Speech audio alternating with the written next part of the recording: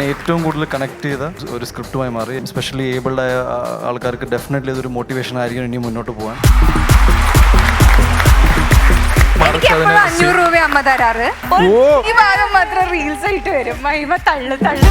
അയ്യോ ചവിട്ടെന്ന് പറഞ്ഞ എന്നെ ചവിട്ടാ. ഒരിക്കലും അതിൽ കുറയില്ല. തരാൻ പോവാണോ? പിന്നെ ഉണ്ണി സഹായിക്കണം. ഇല്ലത്തൊന്നും എടുക്കാനില്ല. സിനിമകളൊക്കെ ഞാൻ കണ്ടിട്ടുണ്ട്. ഉണ്ണികളെ ഒരു കഥ പറയാം. മുഹമ്മദ് അസോസിയേറ്റ്. അതിനകത്തൊന്നും പുള്ളി ഇല്ലല്ലോ. അതെന്റെ കുഴപ്പമല്ലല്ലോ. അല്ല അത് തന്നെ അല്ലല്ലോ. മുകുന്ദ മുകുന്ദ ഉണ്ണി മുകുന്ദ മുകുന്ദ.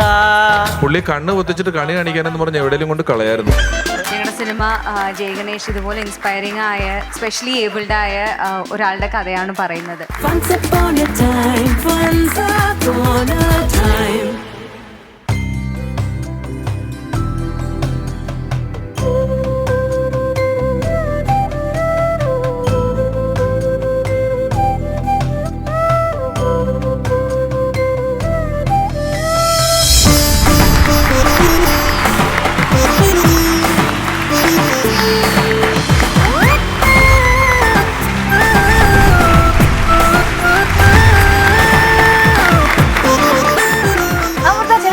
പ്രിയപ്പെട്ട പ്രേക്ഷകർക്ക് നമസ്കാരം. ഫൺസ് ടൈമിന്റെ വിഷു സ്പെഷ്യൽ എപ്പിസോഡ് കൂടുതൽ ആഹ്ലാദഭരിതമാക്കുവാനായിട്ട് നമുക്ക് വേദിയിലേക്ക് സ്വാഗതം ചെയ്യാം ഏറെ പ്രിയപ്പെട്ട രമേശ് പിഷാരടി.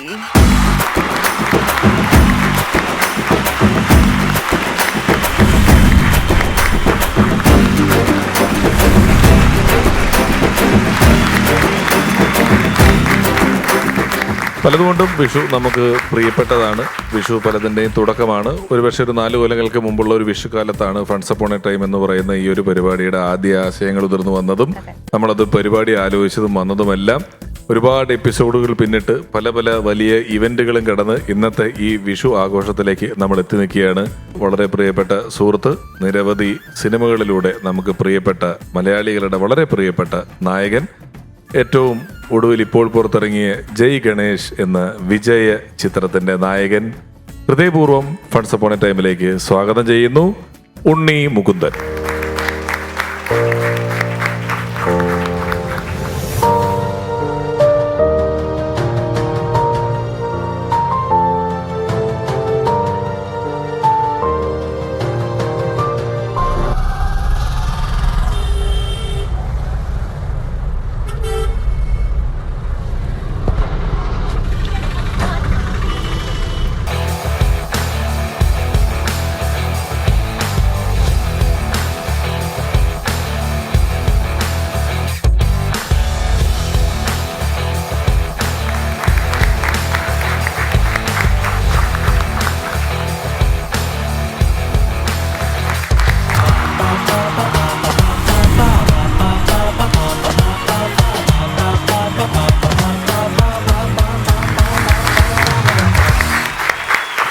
ഉണ്ണി ഇതിനു മുമ്പ് നമ്മുടെ ഫ്ലോറിൽ വന്നിട്ടുള്ള ഉണ്ണിയുടെ മാളികപ്പുറത്തിന്റെ സക്സസ് ആഘോഷിക്കാൻ വേണ്ടിയാണ് അവരുടെ ടീം എല്ലാം കൂടെ വന്നത്. വീണ്ടും അടുത്ത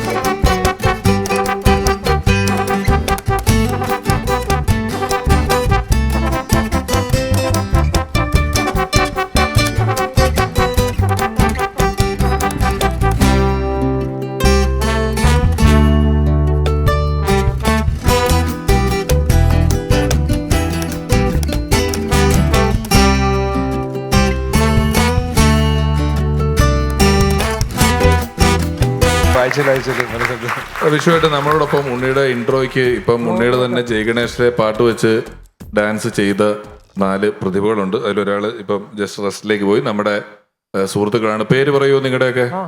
എൻ്റെ പേര് റമീസ് എന്നാണ്. എറണാകുളമാണ് സ്വദേശം. ഞാനൊരു ബോഡി ബിൽഡറാണ്. ബോഡി ബിൽഡറാണ്. അതെ, ശക്തനായ എതിരാളിനെ ഉണ്ണിക്കെതിരെ ഞങ്ങൾ ഇറക്കിയിരിക്കുകയാണ് ഉണ്ണി. 23 മിസ്റ്റർ കേരളായിരുന്നു. 2023 മിസ്റ്റർ കേരള അല്ലേ? ഗ്രേറ്റ്. പേരെന്താ പറഞ്ഞ? റമീസ്. ഞാൻ ജോളി, ഞാൻ കാക്കനാടാണ് സ്വദേശം. ഞാനിപ്പോൾ മുളന്തുരുത്തി സ്വാശ്രയ റീഹാബിലിറ്റേഷൻ സെൻറ്ററിലാണ് താമസിക്കുന്നത്. അവിടെ ഒരു വുഡ് വർക്കിംഗ് യൂണിറ്റ് ഞാൻ നടത്തുന്നുണ്ട്. തക്ഷൻ ക്രിയേറ്റീവ്സ് എന്ന് പറഞ്ഞിട്ട് കസ്റ്റമൈസ്ഡ് പ്രോഡക്റ്റ്സ് ഒക്കെ ചെയ്യുന്നതാണ്. ഞാനിപ്പോൾ വീൽ ചെയർ സ്കിൽസൊക്കെ ട്രെയിനിങ് കഴിഞ്ഞിട്ട് ഞങ്ങളുടെ ടീമായിട്ട് വീൽ ചെയർ സ്കിൽസ് എങ്ങനെയാണ് ഒരു വീൽ ചെയർ യൂസർക്ക് ആവശ്യം എന്നുള്ളതിനെ പറ്റിയിട്ട് അവയർനെസ് കൂടിയാണ് ഞങ്ങൾ ഉദ്ദേശിക്കുന്നത്. വീൽ ചെയർ സ്കിൽസ് ലേണിംഗ് അല്ലേ? ഗംഭീരം. അവിടെ എൻ്റെ പേര് നിഷാൻ, ഞാൻ ട്രിവാൻഡ്രത്ത് നിന്ന് വരുന്നു. അപ്പോൾ ഞാൻ മോഡലാണ്, പാഷനേറ്റ് മോഡലാണ്. അതെ. അപ്പോൾ ലൈക്ക് ഈ ഒരു ആക്സിഡൻറ്റ് പറ്റിയിട്ടാണ് ഇതിലോട്ട് വന്നതും ഇപ്പോൾ മോഡലിംഗ് ഷോസൊക്കെ ചെയ്യുന്നത്. അപ്പോൾ ഒരുപാട് ഇൻ്റർനാഷണൽ ഷോസൊക്കെ ചെയ്തിട്ടുണ്ട്. ബാംഗ്ലൂർ, ഗോവ, മുംബൈ ഷോസൊക്കെ ചെയ്തിട്ടുണ്ട്. അപ്പോൾ അങ്ങനെ മുന്നോട്ട് പോവുകയാണ്.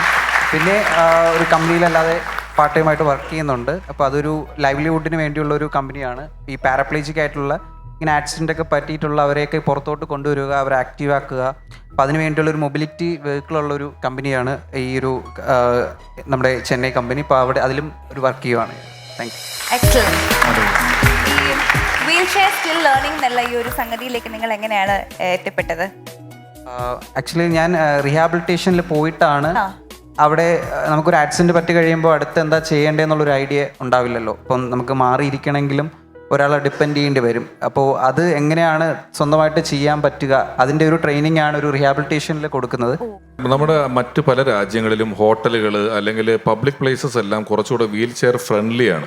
അവിടെ അതിനുള്ള ആക്സസിബിലിറ്റി ഉള്ള വഴികളുണ്ട്, അതിനുള്ള സ്ലൈഡ്സ് ഉണ്ട്, ഒരുപാട് കാര്യങ്ങളുണ്ട്. പക്ഷെ നമ്മൾ ഇന്ത്യയെ സംബന്ധിച്ചിടത്തോളം പ്രത്യേകിച്ച് നമ്മുടെ മിക്ക സംസ്ഥാനങ്ങളിലുമുള്ള പല പൊതുസ്ഥലങ്ങളും പൊതു ഇടങ്ങളും ഒന്നും ഈ വീൽ ചെയറിന്റെ ആക്സസിബിലിറ്റിക്ക് പറ്റുന്ന രീതിയിൽ തയ്യാറാക്കിയിട്ടുള്ളതല്ല, അല്ലേ? അതെ, ഉറപ്പായും.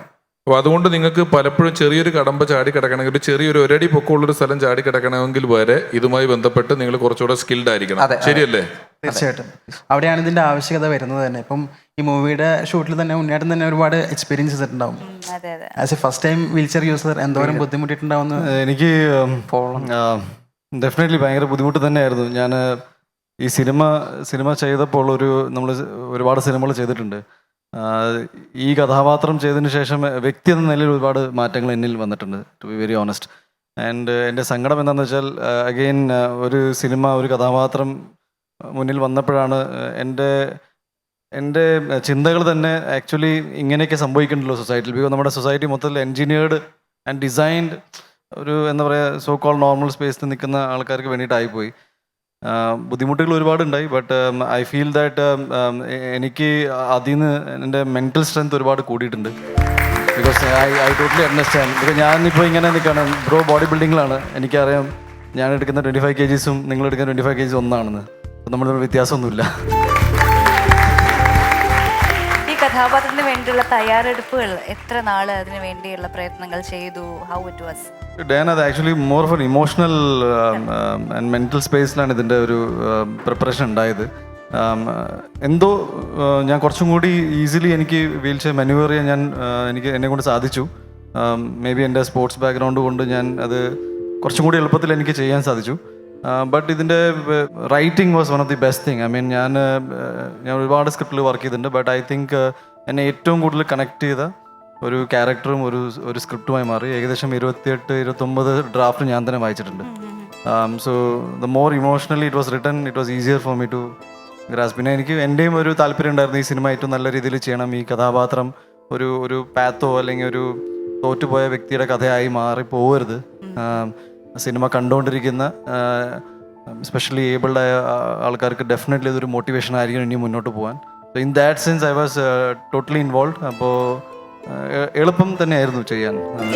Thank you. ഞാൻ ഇവിടെ എത്തിച്ചത് എൻ്റെ സുഹൃത്തുക്കൂടെയായിട്ടുള്ള ജോളിയാണ്. ജോളിയായിട്ടുള്ള എൻ്റെ കോൺടാക്റ്റിലാണ് ഇവർ എത്തിയത്.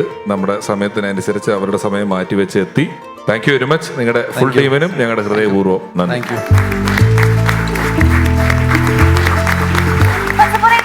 ഈ വിഷു വിഷു സ്പെഷ്യൽ എപ്പിസോഡിലേക്ക് ഐശ്വര്യത്തിന്റെ മറ്റൊരു രൂപത്തെ കൂടി സ്വാഗതം ചെയ്യാൻ പോവുകയാണ്. ജയ ഗണേഷ് നമ്മുടെ ഈ ചിത്രത്തിൽ നിധി എന്ന കഥാപാത്രത്തെ അതിഗംഭീരമായി തന്നെ അവതരിപ്പിച്ച മലയാളികൾക്ക് പ്രിയങ്കരിയായ നായിക മഹിമ നമ്പ്യാർ.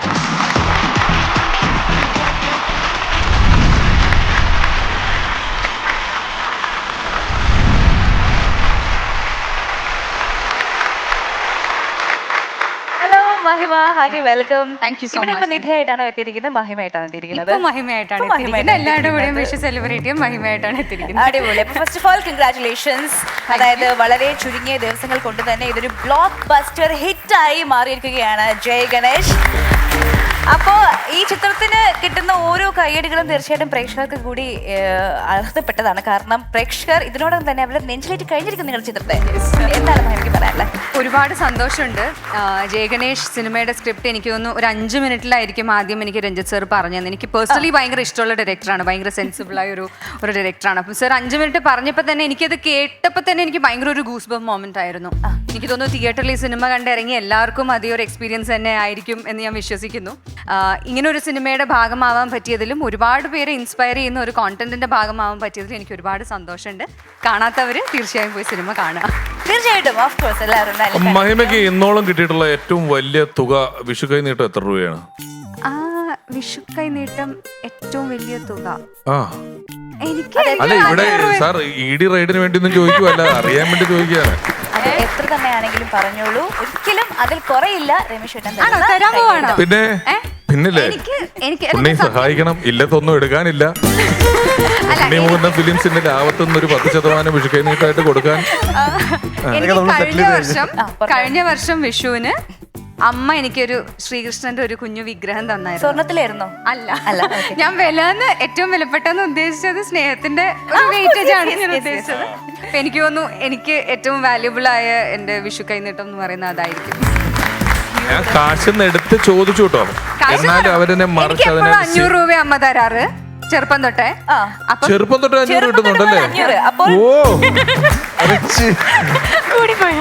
എനിക്കൊക്കെ 1 രൂപയെന്ന് കടക്കാൻ 20 വയസ്സെങ്ങാണ്ട് കഴിഞ്ഞപ്പോഴാണ്. ഈ ഭാഗം മാത്രം റീൽസ് ആയിട്ട് വരും. മഹിമ തള്ളു. ഇവിടെ എങ്ങനെയാണ്? 500 കിട്ടിയിട്ടില്ല. അയ്യോ, എനിക്ക് 2 രൂപയുടെ അല്ലെങ്കിൽ ചില്ലറയൊക്കെ ആയിട്ട് കുറച്ച് കിട്ടാന്നല്ലാതെ ഭയങ്കര 500 ടൂ മച്ചാ. ഇപ്പോഴും കിട്ടിയിട്ടില്ല 500. ഇപ്പൊ അങ്ങനെ പറയല്ലേ? 500 ഇല്ല അച്ഛനും. ശരി, വിഷുവുമായി ബന്ധപ്പെട്ടിട്ടാണ് എന്റെ അടുത്ത ചോദ്യം. നമ്മൾ തന്നെത്താൻ ഈ പടക്കം കത്തിച്ച് ഇടാൻ പഠിക്കുക എന്ന് പറയുന്ന ഒരു പ്രായമുണ്ട്. ഓലപ്പടക്കത്തിന് കത്തിച്ചിട്ട് ഇത് കയ്യിൽ ഇങ്ങനെ പിടിച്ചിട്ട് ആ തിരി അതിന്റെ ആ പീക്ക് ടൈമിൽ നമ്മൾ പടം റിലീസ് ചെയ്യാന്ന് വെച്ചാൽ അത്ര വക്കത്ത് നിൽക്കുമ്പോഴാണ് നമ്മൾ ചെയ്യാനായിട്ട് ടെൻഷനുള്ള പരിപാടിയാണ്. അങ്ങനെ പടക്കം കത്തിച്ചിടാനായിട്ട് എത്ര വയസ്സ് ചെയ്തിട്ടുണ്ടോ? പേടിയുണ്ടോ? എന്താ? ഒരുപാട് ചെയ്തിട്ടുണ്ട്, ഒരുപാട്. ധൈര്യമുണ്ട്. ആക്ച്വലി അഗൈൻ എന്റെ എല്ലാ ഓർമ്മകള് കുറച്ചും കൂടി ഡിഫറെന്റ് ആണ്. വെച്ചാൽ ദീപാവലിയിലാണ് ഞാൻ കൂടുതൽ അത് പടക്കം പൊട്ടിച്ചേക്കണേ. ഞാൻ എപ്പോഴും മറന്നു. ഞാൻ ഗുജറാത്തിൽ നിന്ന് വന്ന ഒരാളാണ്. ഇവിടെ ദീപാവലി പരിപാടിയാ. ശരിയാണല്ലോ. മഹിമയോ? ഞാൻ ഇന്നേ വരെ ആ സാധനം കൈകൊണ്ട് തൊട്ടിട്ടില്ല. മറ്റേ കമ്പിത്തിരിയും പൂത്തിരി എന്നെ കണ്ട് ആസ്വദിക്കുക, ഈ വക പരിപാടികൾ മാത്രം. ഞാനൊക്കെ അന്നേ ശാസ്ത്രജ്ഞന. ഈ ചിരട്ടയുടെ കണ്ണുവഴി തിരി തള്ളി വെച്ചിട്ട് പൊട്ടിക്കുക, പടക്കം കത്തിച്ചിട്ട് പാത്രം വെച്ച് മൂടി വെക്കുക, റിസ്ക് പടക്കത്തിന് പ്രഷർ കൊടുക്കുക എന്നുള്ളതാണ്. വെറുതെ അങ്ങനെ പല തരത്തിലുള്ള റിസ്ക് പറയണ്ടല്ലോ ഇവിടെ. ചിലർ പടക്കം ഇങ്ങനെ പറയണ കത്തിച്ചുള്ള വീഡിയോ ഒക്കെ കണ്ടിട്ടുണ്ടോ? അത് എല്ലാ വിഷുവിനും വരും. മറ്റേ മതിലേ വെച്ചിട്ട് ഓടുന്ന അമ്മാവനല്ലേ? അയ്യോ, അതെ, ഇത്രയും ഫാൻസ് ഉള്ള ആള്. രഞ്ജിത് ശങ്കറിന്റെ തിരക്കഥ കേട്ടപ്പോൾ 5 മിനിറ്റ് കൊണ്ട് കേട്ടപ്പം മഹിമ വളരെ ഗൂസ്ബം ഉണ്ടായെന്ന് പറഞ്ഞു. പലപ്പോഴും രഞ്ജിത് ശങ്കറിന്റെ അത്തരത്തിലുള്ള പല തിരക്കഥകളും നമ്മൾ ശ്രദ്ധിക്കുമ്പോൾ നമ്മളെല്ലാവരും ഇങ്ങനെ സമൂഹത്തിൽ ഒരു കൂട്ടത്തോടുകൂടി ജീവിച്ചു പോകുന്ന കൂട്ടത്തിൽ പല ഓട്ടങ്ങളിലും നമ്മൾ സാധാരണ ആളുകളോടൊപ്പം ഈ മത്സര വേഗത്തിനൊപ്പം എത്താൻ പറ്റാതെ പോകുന്ന ആളുകളെ ഒരു സൈഡ് ക്യാരക്ടറായിട്ടല്ല മെയിൻ ക്യാരക്ടറായിട്ട് അവതരിപ്പിക്കുന്നതിൽ അദ്ദേഹം പലപ്പോഴും ശ്രദ്ധിച്ചിട്ടുണ്ട്. ഞാൻ മേരിക്കുട്ടി എന്ന് പറയുന്ന സിനിമ കാണുമ്പോൾ നമുക്കറിയാം വലിയൊരു വിഭാഗത്തെ ആ സിനിമ പ്രതിനിധീകരിച്ചിട്ടുണ്ട്. സൂസു സുധി വാത്മീകം എന്ന് പറയുന്ന സിനിമ അദ്ദേഹം ചെയ്തപ്പം അതൊരു വലിയ വിഭാഗത്തെ പ്രതിനിധീകരിച്ചിട്ടുണ്ട്. അങ്ങനെ പലപ്പോഴും പലതരത്തിലുള്ള ആളുകളെ അദ്ദേഹത്തിൻ്റെ സിനിമയിൽ നമുക്ക് കാണാൻ സാധിക്കും. ഇപ്പോൾ ജയ് ഗണേഷും അങ്ങനെ തന്നെ കൊമേഴ്സ്യലി സക്സസ് ആകുമ്പോഴാണ് ആ സിനിമ പ്രതിനിധാനം ചെയ്യുന്ന ഒരു വിഭാഗത്തിന് വലിയ സന്തോഷമുണ്ടാകുന്നത്. അത്തരത്തിലുള്ള മനോഹരമായൊരു സിനിമയ്ക്ക് വേണ്ടി പ്രവർത്തിച്ച പ്രിയപ്പെട്ട സുഹൃത്തു കൂടിയായ രഞ്ജിത്ത് ശങ്കറിനെ സ്വാഗതം ചെയ്യുന്നു.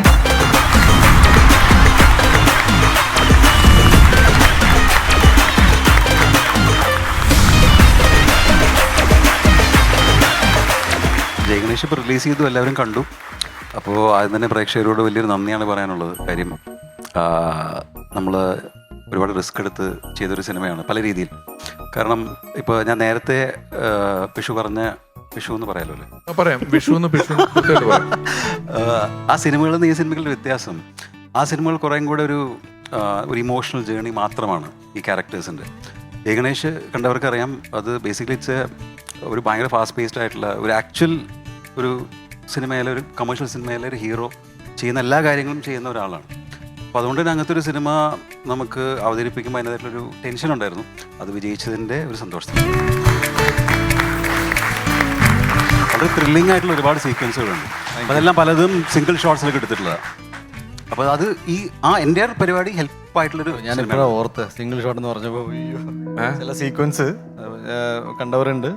അതൊക്കെ ഞാനിപ്പോഴാണ് ഓർക്കുന്നത്. ഞാൻ പറഞ്ഞു നന്നായി ജിമ്മിൽ പോയതൊക്കെ ഗുണം ചെയ്ത് എവിടെയെങ്കിലൊക്കെ സിനിമയിൽ ഗുണം ചെയ്യുന്നുണ്ടല്ലോ.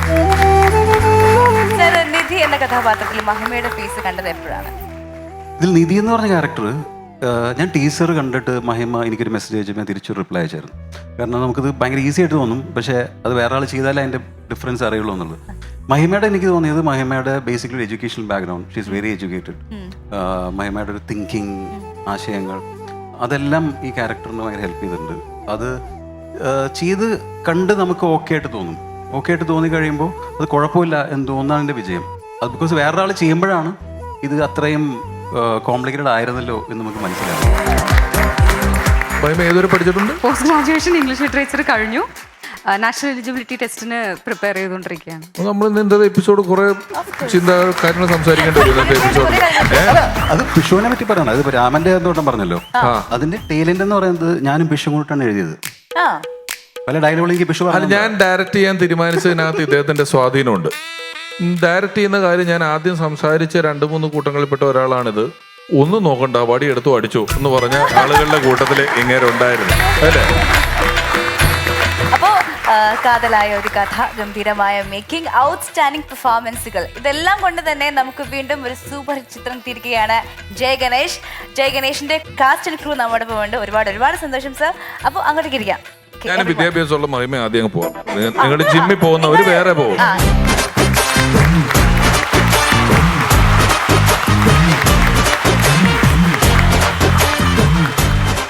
അല്ല, അപ്പൊ നമ്മുടെ കേശവമാവനില്ലേ? കേശവമാവനുണ്ട്.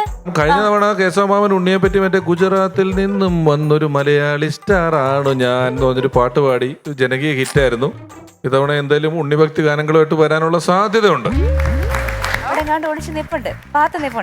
അമ്മാവനാ വിളി പുള്ളി കണ്ണ് പൊത്തിച്ചിട്ട് കണി കാണിക്കാനെന്ന് പറഞ്ഞ് എവിടെയെങ്കിലും കൊണ്ട് കളയായിരുന്നു.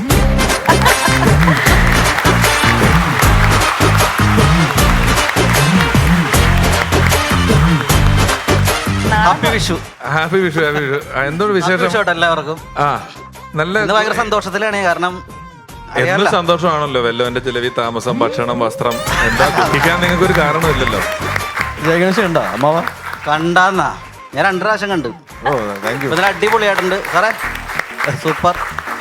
അറിയാലോ RDXൽ കലക്കിയതാണ്. അപ്പൊ അതിന്റെ തന്നെ ഇതിലും തകർത്തരണം എന്തായാലും. അപ്പൊ എന്തായാലും വന്ന സ്ഥിതിക്ക് വിഷുവായിട്ട് ഞാൻ ഒരു നല്ലൊരു ഗാനം ഡെഡിക്കേറ്റ് ചെയ്യണം ഉണ്ണിക്ക് വേണ്ടിയിട്ട്. വിഷുവായിട്ടെങ്കിലും ഉണ്ണിക്ക് ഇവർക്ക് എല്ലാവർക്കും വേണ്ടിയിട്ട്. ആയിക്കോട്ടെ.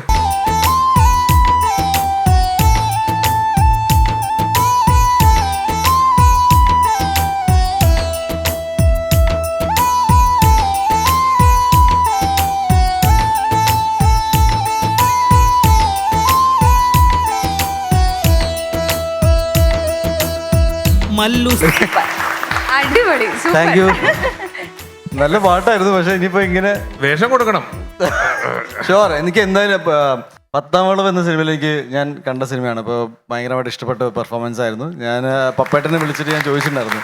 അപ്പോൾ ഡെഫിനറ്റ്ലി വരാൻ പോകുന്നു. ഇപ്പോൾ ഈ സിനിമയിൽ ജയഗണേഷ് എന്ന സിനിമയിൽ കുറച്ചും കൂടി ഒരു എന്താ പറയുക, അധികം ക്യാരക്ടേഴ്സ് അധികം വരുന്നില്ല. ബട്ട് ഡെഫിനറ്റ്ലി ഞാൻ എൻ്റെ മനസ്സിൽ വെച്ചിട്ടുണ്ട്. ഒരുപാട് സന്തോഷം. എന്തായാലും താങ്ക് യു. ഇനി കേൾക്കാം മറ്റൊരു രസകരമായ stand performance from Sangeeth Ram.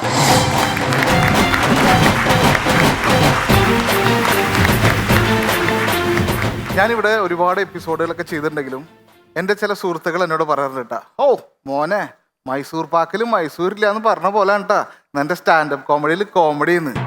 അവരെ ഞാൻ കുറ്റം പറയാനില്ല. കാരണം പണ്ട് ഒരു 20 കൊല്ലം മുമ്പൊക്കെ ആണെങ്കിൽ ഒരു മാങ്ങ എടുത്തിട്ട് ഇതൊരു തേങ്ങയല്ല എന്ന് പറഞ്ഞ ആൾക്കാർ ഒന്ന് പോയടാ ചിരിപ്പിക്കാണ്ട് എന്ന് പറഞ്ഞു. പക്ഷെ ഇപ്പൊ അത് പറഞ്ഞാൽ നടക്കുന്നില്ല. ഒന്ന് പോയടാ വെറുതെ വെറുപ്പിക്കാണ്ട് എന്നാണ് പറയുന്നത്. ഇപ്പൊ നമ്മുടെ അയൽ സംസ്ഥാനമായ കർണാടകയിൽ കുടിക്കാൻ കൂടി വെള്ളമില്ലാത്തൊരു അവസ്ഥ വന്നു. തുള്ളി വെള്ളമില്ല. പക്ഷെ അവിടെ വേറൊരു മാറ്റം സംഭവിച്ചു. അവിടെ പാലിന് കട്ടി കൂടി. അപ്പൊ ഒന്ന് ചെയ്യുമ്പോൾ മറ്റൊന്നിന് വളമാവുന്നുണ്ട്. പക്ഷെ കോമഡി ചീഞ്ഞ അങ്ങനെയല്ല. ഒന്ന് ചീഞ്ഞാണല്ലോ അറ്റം വരെ ചെയ്യും. ഇപ്പൊ നമ്മുടെ നാട്ടില് ആസ്ഥാന ഗായകന്മാരുണ്ടാവുമല്ലോ, അതുപോലെ ആസ്ഥാന കോമഡിയന്മാരുണ്ടാവും. അങ്ങനെ ഒരാളോട് ഞാൻ ഇവിടെ പറയാൻ വേണ്ടിയിട്ട് ഒരു കോമഡി ചോദിച്ചു. അപ്പൊ പുള്ളി പറഞ്ഞെന്ന കോമഡിയാണ് ഇനി ഞാൻ പറയാൻ പോകുന്നത്. പുള്ളി പറഞ്ഞു, ബോംബ് വെച്ച് കഴിഞ്ഞാൽ അത് എപ്പോൾ പൊട്ടുമെന്ന് നമുക്ക് എങ്ങനെ മനസ്സിലാവും? നിങ്ങൾക്കറിയോ? അറിയുന്നു പറയണ്ട, ഞാൻ പറയാം. അപ്പൊ ഞാൻ പറഞ്ഞു എനിക്കറിയില്ല.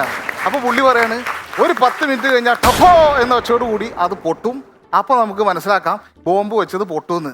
ഈ കോമഡി കൊണ്ട് ഞാൻ ഇവിടെ വന്ന് എന്ത് ചെയ്യാനാണ്?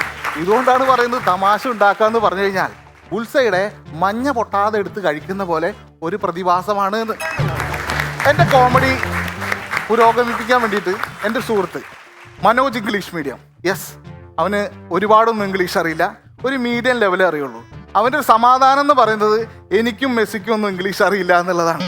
അപ്പോൾ ഇവൻ എന്നെ വിളിച്ചിട്ട് പറഞ്ഞു, എടാ എൻ്റെ ഒരു ചങ്ക് ബ്രോ ഉണ്ട്, ഒരു അപ്പൂപ്പൻ.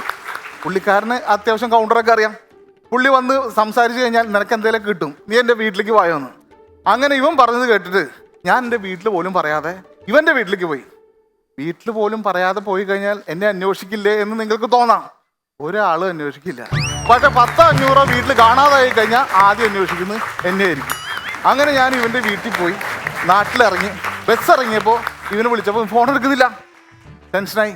ഇവന് വിശ്വസിക്കാൻ പറ്റില്ല. കാരണം പണ്ട് ക്യാരം ബോർഡ് കളിക്കാൻ വിളിച്ചപ്പോൾ നീ ഗ്രൗണ്ടിലേക്ക് വിട്ടോ, ഞാൻ ഷൂസ് ഇട്ട് വരാം എന്ന് പറഞ്ഞ് ഓടിപ്പോയാനാണ് ഇവൻ. മാത്രമല്ല ഇവന് ഞാൻ രാത്രി മെസ്സേജ് അയക്കുന്നത്, ഇപ്പോൾ രാവിലെ മോർണിംഗ് മെസ്സേജ് അയച്ചു വിചാരിക്കാം, ഗുഡ് നൈറ്റ് എന്ന് പറഞ്ഞിട്ടാണ് ഇവന് മെസ്സേജ് അയക്കുക. കാരണം നമ്മുടെ മെസ്സേജ് തുറന്നു നോക്കുമ്പോൾ പാതിരയാവും. അങ്ങനെ ഒരുത്തരാണ് ഇവൻ. അങ്ങനെ രണ്ടാമത് വിളിച്ചപ്പോൾ ഇവൻ ഫോൺ എടുത്തു. ഈ ഫോൺ എടുത്തിട്ട് പറഞ്ഞു 10 മിനിറ്റിനുള്ളിൽ വരാമെന്ന്. സുഹൃത്തുക്കളെ, ഞാനൊരു കാര്യം പറയാം. പാർട്ടി വിട്ടുപോയ ആള് തിരിച്ച് പാർട്ടിയിലേക്ക് തന്നെ വരും എന്ന് പറഞ്ഞാൽ നിങ്ങൾ വിശ്വസിച്ചോ? പക്ഷെ 10 മിനിറ്റിനുള്ളിൽ വരും എന്ന് പറഞ്ഞാൽ ഒരുത്തനും വിശ്വസിക്കരുത്, അവൻ വരില്ല. അങ്ങനെ ഇവനും കാത്ത് ഞാനവിടെ നിന്നു. കാരണം എന്താ പറയുക, ഒരു അരമണിക്കൂറോളം ഇവനെയും കാത്ത് ഞാൻ ഭീമൻ്റെ ഒക്കെ നിൽക്കുന്ന പോലെ ആ ബസ് സ്റ്റോപ്പിൽ നിന്നു. പക്ഷെ എനിക്കൊരു ഗുണം ഉണ്ടായത് എന്താണെന്ന് വെച്ചാൽ വേറൊരു ചേട്ടനും കൂടി അവിടെ നിന്നിരുന്നു.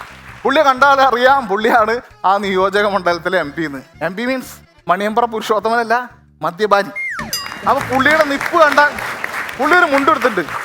ഈ മുണ്ട് എന്തിനു വേണ്ടിയാണോ ഉടുത്തിരിക്കുന്നത് ആ ഉപയോഗം മാത്രം നടന്നിട്ടില്ല. ആ ഒരു സീൻ ആലോചിച്ച് കഴിഞ്ഞാൽ മറക്കുമോ മനുഷ്യനുള്ള കാലം. പുള്ളി ഒരു ബീഡി വലിക്കുന്നുണ്ട്. ഈ ബീഡിയുടെ മുകളിലാണ് പുള്ളി നിൽക്കുന്നത് തന്നെ. ഒരു ബീഡി അങ്ങോട്ട് വലിക്കുമ്പോൾ 20 ചുമ അങ്ങോട്ട് ചുമക്കുന്നു. അങ്ങനെ ഞങ്ങൾ വർത്തമാനം പറഞ്ഞ് നിൽക്കുമ്പോൾ ഒരു KSRTC ബസ് എന്ന് പറഞ്ഞ് ഇടിച്ചില്ല നിലക്കാട് പോയി. അപ്പോൾ പുള്ളി പറഞ്ഞു അത് കല്യാണ വണ്ടിയാ. അപ്പം ഞാൻ പറഞ്ഞു അല്ല, അത് KSRTCയുടെ ബസ്സാണ്. അതെ, അത് തന്നെ കല്യാണ വണ്ടി. ഞാൻ പറഞ്ഞു അതെങ്ങനെ KSRTC അല്ലേ? അതെ, അവനവൻ്റെ അമ്മയെ കെട്ടിക്കാൻ പോലെ നാറിയെന്ന്. അങ്ങനെ വർത്താനം പറഞ്ഞുകൊണ്ടിരിക്കുമ്പോൾ ഇവൻ വന്നു. ഇവൻ വന്നിട്ട് പറഞ്ഞു വാ നമുക്ക് ആ അപ്പൂപ്പൻ്റെ വീട്ടിൽ പോവാന്ന്. അങ്ങനെ ഈ അപ്പൂപ്പൻ്റെ വീട്ടിൽ പോയി. പടിപ്പുരയെന്ന് നോക്കിയാൽ കാണാട്ടോ ആ അപ്പൂപ്പനെ അമ്മൂമ്മ അവിടെ ഇരിക്കുന്നുണ്ട്. പടിപ്പുര കിടന്ന് ഞാൻ ഈ അമ്മൂമ്മേനെ ഒന്ന് നോക്കി. അമ്മൂമ്മയുടെ ഫേസ് എന്ന് അറിയാം ഈ തള്ളയ്ക്ക് ഞാൻ വന്നത് അവിടെ ഇഷ്ടമായിട്ടില്ല. അങ്ങനെ ചെന്നിട്ട് ഇവൻ എന്നെ പരിചയപ്പെടുത്തി. ഇവൻ എൻ്റെ ഫ്രണ്ടാണ്, ഷെഫാണ്. അപ്പം അപ്പൂപ്പ പറഞ്ഞു ഷെഫ് എന്ന് പറയുമ്പോൾ നമ്മുടെ അല്ല, അതൊരു ജോലിയാണ്. ഷെഫ് എന്ന് പറഞ്ഞാൽ പാചക വിദഗ്ധൻ. ഓ, പാചക വിദഗ്ധൻ. പക്ഷെ വേഷഭൂഷാദികൾ കണ്ടു കഴിഞ്ഞാൽ ഷെഫാന്ന് പറയില്ല കേട്ടോ. അപ്പൊ ഇവൻ പറയാണ് അതിവൻ ഉണ്ടാക്കിയത് കഴിച്ചാലും പറയില്ല ഇവൻ ഷെഫാണെന്ന്. കൂടെ നടന്ന് കുഴി പറിക്കാന്ന് പറയില്ലേ, അത് ഇവനാണ്. അപ്പൊ ഞാൻ എന്ത് ചെയ്തു, ഞാനും എന്തെങ്കിലുമൊക്കെ പറയണല്ലോ. ഞാനവിടെ ചുറ്റും നോക്കിയപ്പോൾ അവിടെ ഒരു പട്ടിക്കൂട് 2 പട്ടികളുണ്ടായിരുന്നു. അപ്പൊ ഞാനും അടിച്ചു, അപ്പൊ പട്ടിയൊക്കെ ഉണ്ടല്ലോ, നല്ല വലിയ മുഴുത്ത പട്ടിയാണല്ലോ. അത് പുള്ളിക്കാരന് ഇഷ്ടമായി. പക്ഷെ പുള്ളിക്കാരൻ 5 മിനിറ്റ് ഗ്യാപ്പിലാണ് എനിക്ക് റിപ്ലൈ തന്നത്. ആദ്യം പുള്ളി എന്നെ നോക്കിയിട്ട് ഒരു തുപ്പിയതിന് ശേഷമാണ് മറുപടി തന്നത്. പുള്ളി പറഞ്ഞു അതെ, അത് നല്ല മുഴുത്ത ഇനം ഒരു പട്ടിയാ. അപ്പൊ ഞാൻ ചോദിച്ചു ഏതാ സാധനം? അത് ജർമ്മൻ ഷിപ്പ്യാർഡ് വീണ്ടും ഞാൻ അടുത്ത നമ്പറിന് വേണ്ടി ഒന്ന് അന്വേഷിച്ചു. അതിൻ്റെ ഗ്യാപ്പിൽ ഞാൻ ഈ അമ്മൂമ്മ നോക്കിയപ്പോൾ അമ്മൂമ്മ കലിപ്പിടാ. അപ്പോൾ ഞാൻ വീണ്ടും ചോദിച്ചു, ആ ഫോട്ടോയിലൊക്കെ നിങ്ങളുടെ ബന്ധുക്കാരായിരിക്കുമല്ലോ, നല്ല ഫോട്ടോ, നല്ല ജീവനുള്ള ഫോട്ടോ പോലെ ഉണ്ട് എന്ന് പറഞ്ഞു. അതിന് അമ്മൂമ്മ പറയാം, അതൊക്കെ ജീവനുള്ളപ്പോൾ എടുത്തന്നെ മോനെ. അപ്പോൾ അപ്പൂപ്പൻ സ്നേഹത്തിൻ്റെ പേരിൽ എന്നോട് ചോദിച്ചു, മോനെ നിങ്ങൾ വരുമ്പോൾ വല്ലതും കഴിച്ചിട്ടാണോ വന്നത്? അതിന് ഞങ്ങളല്ലേ ഡയലോഗ് പറയുന്നുണ്ട്. അതിന് അമ്മൂമ്മ പറഞ്ഞു, അമ്മൂമ്മ പറയണേ ഇവരൊക്കെ കഴിച്ചിട്ട് തന്നെ വന്നിട്ടുണ്ടാവും, അല്ലാണ്ട് ഇവർക്ക് എന്താ പണിയെന്ന്. വീണ്ടും അപ്പൂപ്പനൊരു ഓപ്ഷൻ വെച്ചു, വല്ല ചായയോ കാപ്പിയോ എടുക്കണോ? അതിന് ഈ അമ്മൂമ്മേൻ്റെ ഡയലോഗ് പറയണ്, പാലില്ല ഒക്കെ ഒറൊഴിച്ചു. അതോടുകൂടി എനിക്ക് മനസ്സിലായി, ഈ ഒറൊഴിച്ച വീട്ടിൽ നിന്ന് കഴിഞ്ഞാൽ ഈ അമ്മൂമ്മ ഉറഞ്ഞു തുള്ളണം നമ്മൾ കണ്ടി വരും. അങ്ങനെ യൂട്ടനടിച്ച് തിരിഞ്ഞു നോക്കുമ്പോൾ മനോജ് ഇംഗ്ലീഷ് മീഡിയം മുന്നേ പോയിരിക്കണു. അവസാനം പട്ടിയെ തുറന്നു വിടുന്നതിനൊക്കെ മുന്നേ പട്ടി ചന്തയ്ക്ക് പോയ പോലെ ഞാനും തിരിച്ചു വന്നു. എൻ്റെ ഒരു അഭിപ്രായത്തിൽ ഞാനൊരു കാര്യം പറയാം, ഈ നാട്ടിലൊരാളും നല്ലൊരില്ല. ഇനി ആദ്യമായിട്ട് ഞാനാണ് നന്നാവാന്ന് വിചാരിച്ചു കഴിഞ്ഞാൽ എൻ്റെ കുടുംബക്കാർക്ക് ചീത്ത വരാ. അതുകൊണ്ടാണ് ഞാൻ നന്നാവാത്തത്. ഓക്കെ, അപ്പൊ എല്ലാവർക്കും വിഷു ഓൾ ദ ബെസ്റ്റ്.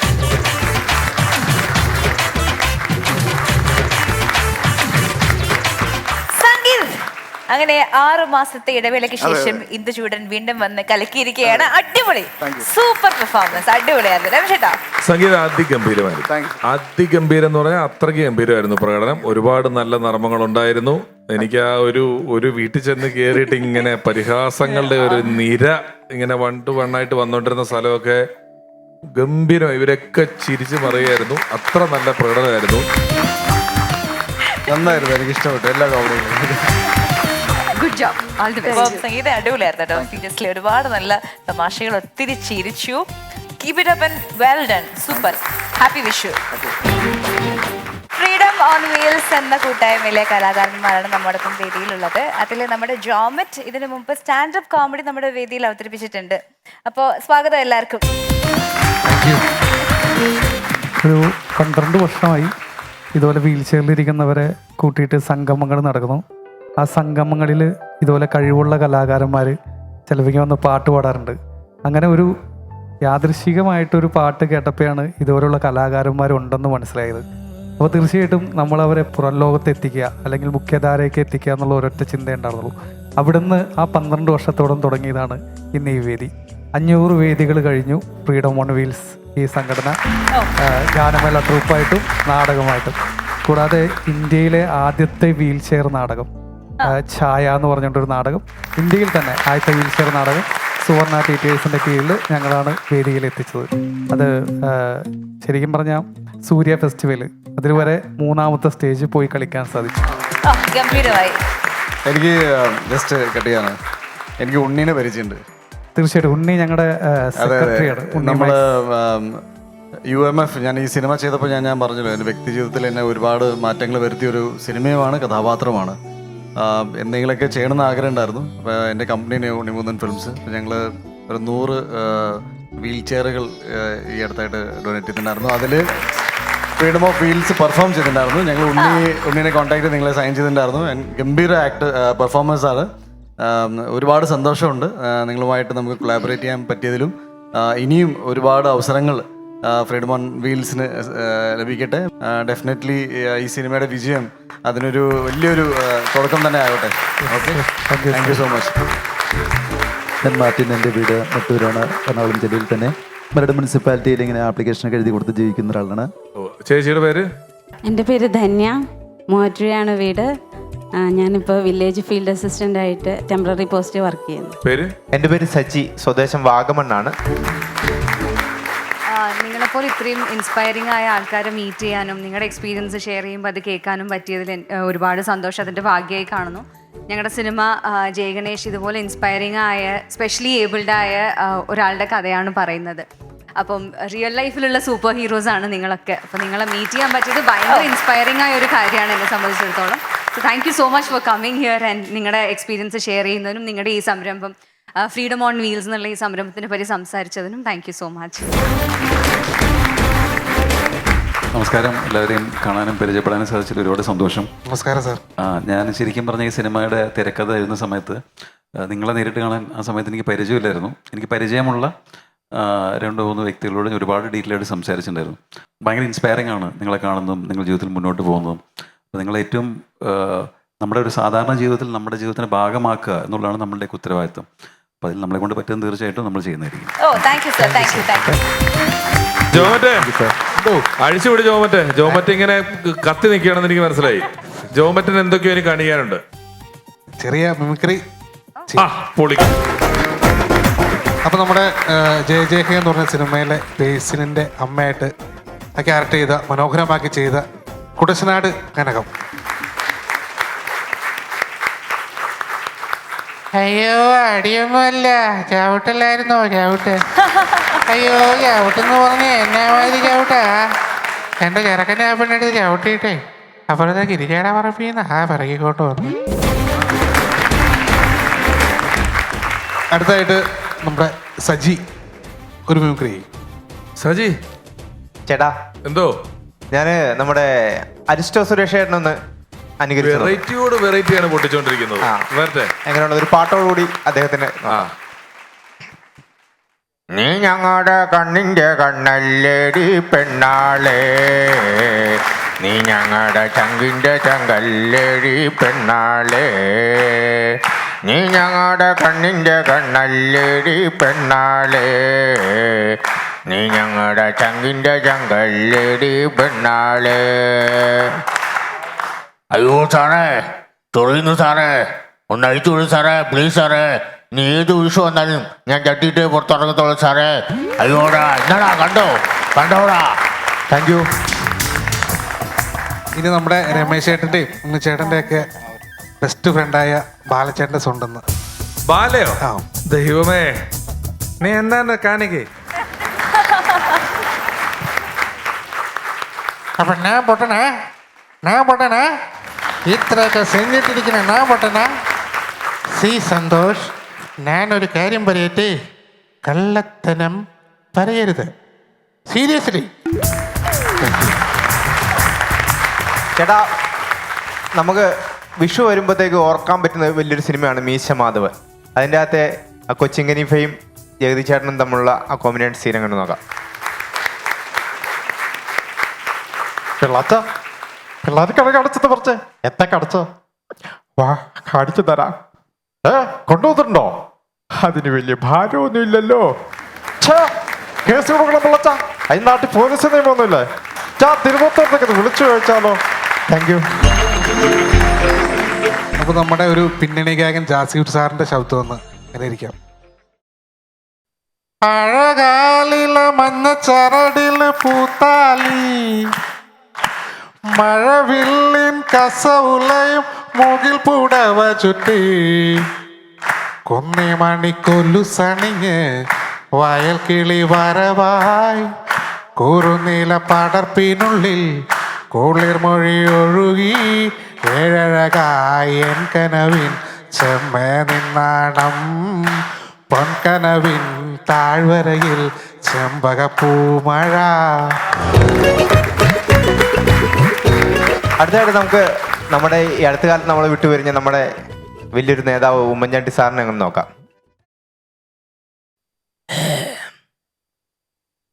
എല്ലാവർക്കും വലിയൊരു നമസ്കാരം. ഈ വിഷു ഞങ്ങളുടെ നാട്ടുകാരനാ. ഈ കോട്ടയം പെരുവയൊന്നും വലിയ ദൂരമൊന്നുമില്ലല്ലോ അല്ലേ? ഉണ്ണീനെ കണ്ടിട്ടുണ്ട്. രഞ്ജിത്തിനെ ഞാൻ ആദ്യമായിട്ടാണ് കാണുന്നതല്ലേ. പടമൊക്കെ കലക്കുന്നുണ്ട്. എല്ലാവരെയും ഇങ്ങനെ കാണാൻ പറ്റിയതില് വലിയ വലിയ സന്തോഷമുണ്ട്. എല്ലാവർക്കും എൻ്റെ വിഷു ആശംസകൾ. Thank you. ഒരുപാട് രസകരമായ വിഷു കാഴ്ചകളാണ് നമ്മുടെ ഫൺസ് ഓഫ് ടൈം. ഉണ്ണി, എൻ്റെ ഉണ്ണി എവിടെ? ഉണ്ണി, എൻ്റെ ഉണ്ണി എവിടെ? എൻ്റെ ഉണ്ണി ഇവിടെ എവിടെയോ ഉണ്ടല്ലോ. എൻ്റെ ഉണ്ണി, എൻ്റെ ഉണ്ണി എവിടെ? ഇതെന്റെ ഉണ്ണിയാണോ? അല്ല, ഞാനാണോ? നീ നല്ലവനായ ഉണ്ണിയല്ലേ? എൻ്റെ ഉണ്ണി. ഇത് മുത്തശ്ശിയുടെ ഉണ്ണിയൊന്നല്ല, ഇത് വേറെ ഉണ്ണിയാണ്. ഇത് വേറെ ഉണ്ണിയാണെന്ന്. ഇത് മറ്റേ സിനിമയിലൊക്കെ അഭിനയിക്കുന്ന ആളെ കൊണ്ടുവന്നതാണ്. ഞാനിപ്പോ ക്ലിയർ ചെയ്ത് തരാം. വേറെ പ്രശ്നമൊന്നുമില്ല. പുള്ളിക്കാരത്തിയുടെ മോൻ ഒരു ഉണ്ണിയുണ്ട്. ഈ പുള്ളിക്കാരത്തി എന്ന് വിളിക്കുന്നത് നിന്റെ അമ്മയാണോ? അല്ല, മുത്തശ്ശി. ആ, മുത്തശ്ശിയുടെ ഒരു മോനുണ്ട്, ഒരു ഉണ്ണി. അങ്ങേര് ഒരു പൂരപ്പറമ്പിൽ വെച്ച് മിസ്സായി പോയി. അങ്ങേരുടെ പേര് ഉണ്ണി എന്നാണ്. അപ്പൊ ഇതുപോലെ ഏത് ഉണ്ണി വന്നാലും ഇങ്ങനെ ഉണ്ണി എന്ന് പറഞ്ഞ് എനിക്ക് ശല്യം ചെയ്യും. അതാണ് പ്രശ്നം. നിങ്ങളുടെ പേര് ഇതുപോലെ കഴിഞ്ഞ ദിവസം ഇതുപോലെ ഒരു ഉണ്ണി അന്വേഷിച്ച് പോയിട്ട് കാസർഗോഡ് നിന്നാണ് പിടിച്ചോണ്ട് വന്നത്. കാസർഗോഡ് പോയാ? ആ, രാജ്മോഹൻ ഉണ്ണിത്താൻ സാറില്ലേ, പുള്ളിക്കാരന്റെ അവിടെ പോയിട്ടാണ് പിടിച്ചോണ്ട് വന്നത്. പുള്ളിക്കാരന് പ്രചരണത്തിന് പോലും പോകാൻ പറ്റാത്തൊരവസ്ഥയായി പോയി. അതുപോലെ തന്നെ ഒരു മിനിറ്റ് ഞാനൊന്ന് പറയട്ടെ. എറണാകുളത്ത് പോയ ദിവ്യ ഉണ്ണിയുടെ വീട്ടിൽ പോയി വെറും അലമ്പ്. കഴിഞ്ഞ ദിവസം തിരുവനന്തപുരത്ത് പോയി. അവിടെ പോയപ്പോ നമ്മുടെ ഊർമിള ഉണ്ണി ചേച്ചിയുടെ വീട്ടിൽ പോയിട്ട് വെറും അലമ്പ് വീണ്ടും. എന്നിട്ട് അവിടുന്ന് വശഗന്ധി എന്തോ സാധനം മേടിച്ചിട്ടാണ് ഇങ്ങോട്ട് പോകുന്നത്.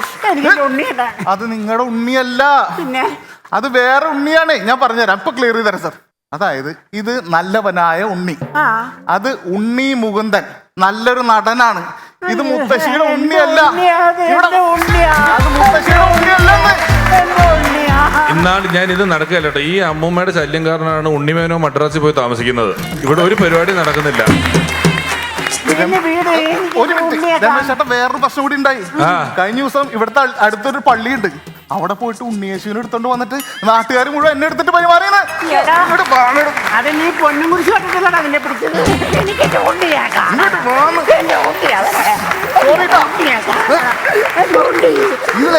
എനിക്ക് ഉണ്ണിയപ്പം തരുമോ? ഇനി വരില്ല. എനിക്ക് ഉണ്ണിയപ്പം തരുമോ? എനിക്ക് പരിചയമുള്ള മുത്തശ്ശി അത്. പിന്നെ ഉണ്ണിമൂന്നനൊക്കെ ഉണ്ണി കളഞ്ഞിട്ട് വെള്ളയല്ലേ തിന്നുന്നേ. പുള്ളിക്കാരത്തി വെള്ള കളഞ്ഞിട്ട് ഉണ്ണി മാത്രമേ തിന്നുള്ളൂ മുട്ടയുടെ. വിഷു ആഘോഷങ്ങൾക്ക് എന്റെ ഉണ്ണി, എന്റെ ഉണ്ണി അവിടെ, ഉണ്ണി, എന്റെ ഉണ്ണി. പോടാ, ഇവിടെ ഉണ്ണി. അതെന്റെ ഉണ്ണിയല്ലേ? അത് ഉണ്ണിയല്ല, അതെന്റെ ഉണ്ണിയാ. അത് ഉണ്ണിയല്ല.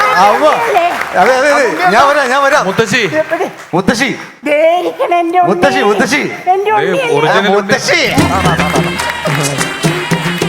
ഞാൻ വരാന്ന്. മുത്തശ്ശിനെ ജയഗണേശ് കാണാൻ കൊണ്ടുപോകും.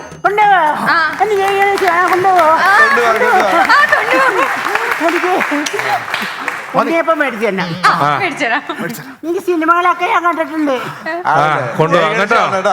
ഉണ്ണികളെ ഒരു കഥ പറയാം.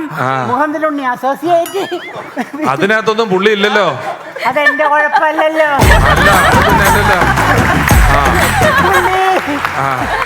മോനെ, നിന്റെ പേരെന്നാടാ? എന്റെ പേര് ഉണ്ണീന്നായിരുന്നു, ഇപ്പൊ പേര് മാറ്റി, രാജു.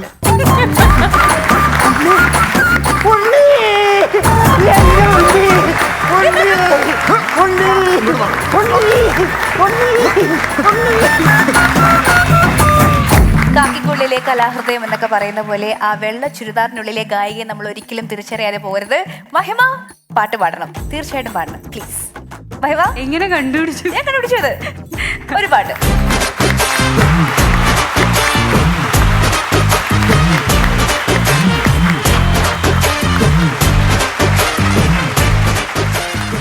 വിഷു ഒക്കെ അല്ലേ, അപ്പോൾ ശ്രീകൃഷ്ണന്റെ ഒരു പാട്ടായിക്കോട്ടെ.